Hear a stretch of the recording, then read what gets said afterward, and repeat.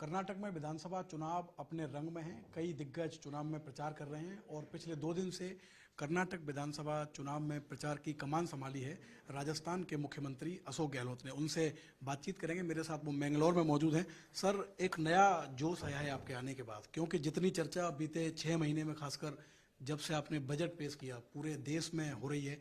कैसा माहौल देख रहे हैं?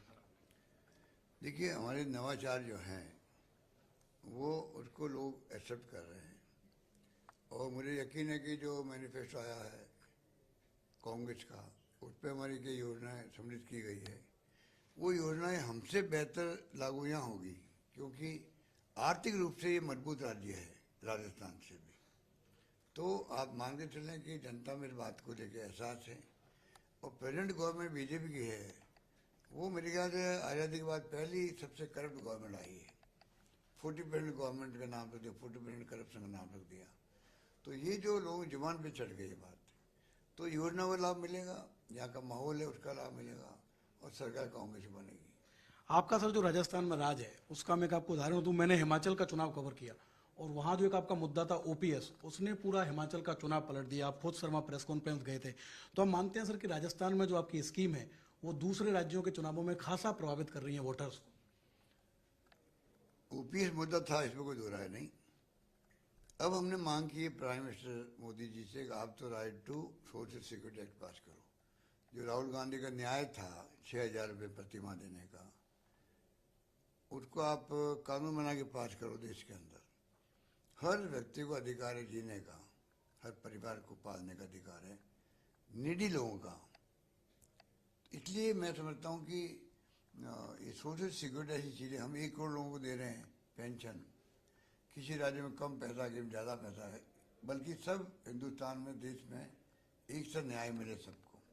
ये मेरी सोच है। राइट टू हेल्थ लेके आए कानून, हम लोग प्रधानमंत्री जी खुद आगे बढ़ के कर सकते हैं। देश के अंदर कितनी गरीबी है, कितनी स्थिति खराब है लोगों की आर्थिक रूप से, कितनी महंगा इलाज हो गया आजकल, दवाएं महंगी हो गई है।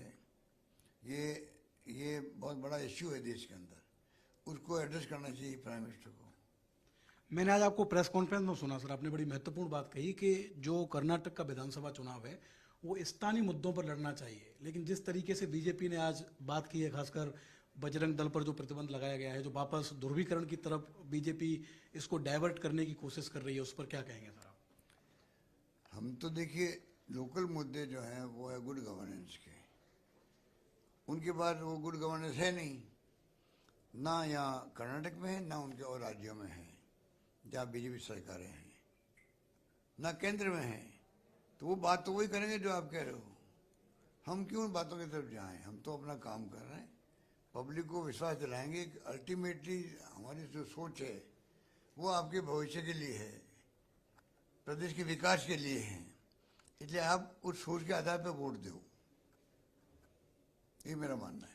और जिस तरह का माहौल सर लग रहा है, आपने दावा किया है कि कांग्रेस की बम्पर जीत हो रही है कर्नाटक में, सभी सर्वेज में भी कांग्रेस आगे चल रही है, तो आपको लगता है सर कि ऐसे मौके पर कांग्रेस के लिए रिवाइवल होगी ये जीत? और खासकर जब आम चुनाव होगा अगले वर्ष देश में, तो उस पर इसका बड़ा प्रभाव पड़ेगा सर? ये तो प्रभाव पड़ेगा। अगर यहाँ जीतते हम लोग तो फिर राजस्थान, मध्य प्रदेश, छत्तीसगढ़ की बारी है और राज्य चुनाव होंगे, तो एक तो असर पड़ता ही है। और देश में मैसेज जाएगा, पब्लिक इंटरेस्ट के अंदर है कांग्रेस के जीतना। अगर हम यहाँ जीतते हैं तो सबक मिलेगा बीजेपी को, पोस्टमार्टम होगा उनकी पार्टी के अंदर, क्या कारण, क्यों हारे हैं।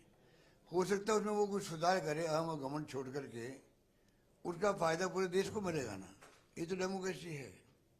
तो मेरा मानना है कि कर्नाटक की जनता को खुल करके आगे आगे वोट देना चाहिए कांग्रेस को। एक आखिरी सवाल और सर, महंगाई राहत शिविर से जुड़ा हुआ, क्योंकि जिस तरीके का बम्पर रिस्पांस मिल रहा है लोगों को, लोगों की कतार लगी हुई है, और कल आपका जन्मदिन है, आप अपना जन्मदिन भी आदिवासियों के बीच महंगाई राहत शिविर में ही जा रहे हैं लोगों के बीच, उस पर क्या प्रतिक्रिया है सर आपकी? ये तो मैं पहले ही जाता रहा हूँ। शाहबाद का इलाका जो है आदिवासियों का, शहरी आदिवासियों का, 12 के अंदर, मैं दीपावली वहीं मनाई थी पिछली बार। तो पिछली बार मैं मुख्यमंत्री था तब। तो ये तो जब जब कोई ऐसे मौके आते हैं तो मैं जाता हूँ, नई बात नहीं मेरे लिए। और मुझे अच्छा भी लगता है कि उनको लगे भाई चलो सरकार का मुखिया, हमारा प्रथम सेवक, खुशी हम बांटने के लिए हमारे बीच में आया है। इससे बड़ी बात क्या हो सकती है। तो मुझे अच्छा लगता है, मैं कल जाऊंगा। तो ये गेम चेंजर साबित होंगे सर, जैसा आप कहते रहे कि एंटी इनकम्बेंसी बिल्कुल नहीं है राजस्थान में, और जिस तरीके से गारंटी दे रहे हैं लोगों को, तो ये गेम चेंजर होगा आने वाले राजस्थान के विधानसभा चुनाव में सर। नहीं, मैंने कहा ना, वो सरकार रिपीट होने की संभावना बहुत ज़्यादा है राजस्थान के अंदर। लोगों मूड में देख रहा हूँ, जहाँ मैं जा रहा हूँ, विशेषकर युवाओं के अंदर भी, बुजुर्गों में तो है ही है, युवाओं के अंदर भी, निःशक्त जनों के अंदर भी, सभी तबकों के अंदर मैं देखा है एक्स्ट्रा ऑर्डिनरी उत्साह है लोगों को। हम जब जाते हैं तो लोग मालूम पड़ जाता है भाई कि उनका रुख क्या है। तो मुझे अच्छा लगता है कि इस बार सरकार रिपीट होने वाला रुख है सबका।